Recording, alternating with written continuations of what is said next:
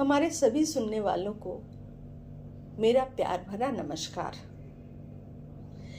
तो मैं बात कर रही थी अपने बाबूजी की। मेरे प्यारे बाबूजी, लंबा कद, छरारा शरीर, वेल ड्रेस्ड। कभी उनके ड्रेस पर एक भी दाग नहीं होता था। उन्हें कपड़े चाहिए थे बिल्कुल साफ सुथरा, और वो कभी कभी कैप भी लगाया करते थे। वो फोटोग्राफी बहुत अच्छा करते थे। नानी की तस्वीर एक से एक उन्होंने खींची थी, जो अब हमारे लिए याद बनकर रह गई है।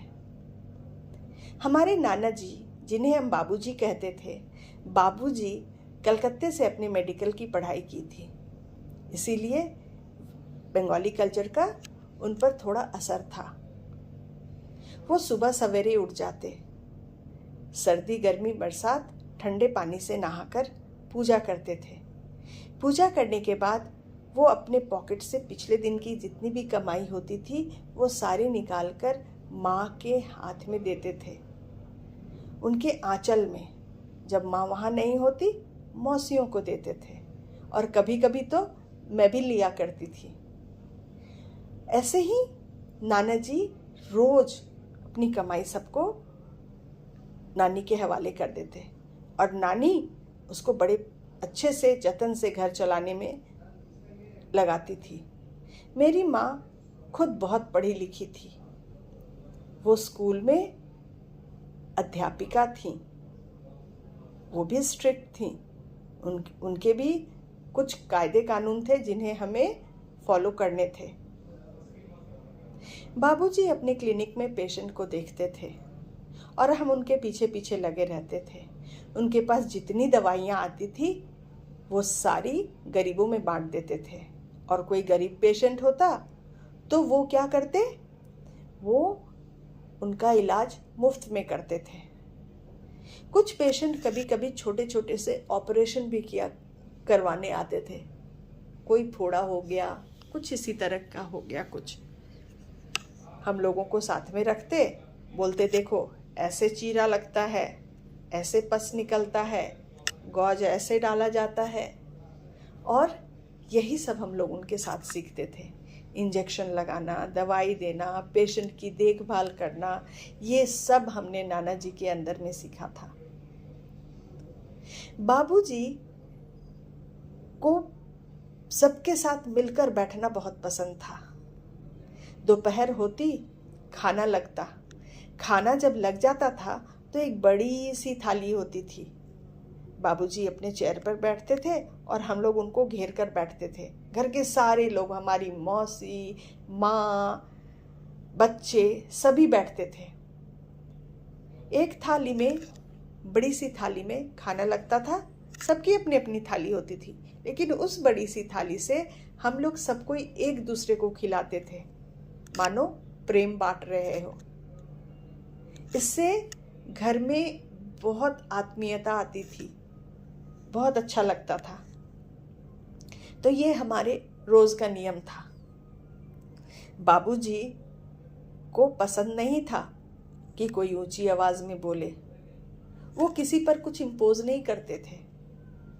वो सबको फ्री विल, मौसी को पढ़ना है, और नानी अपने कंधे पर सारी जिम्मेदारी लेकर चलती थी। माँ को पता था उनके बच्चे क्या पढ़ेंगे, कहाँ पढ़ेंगे, कैसे पढ़ाना है, सब माँ करती थी।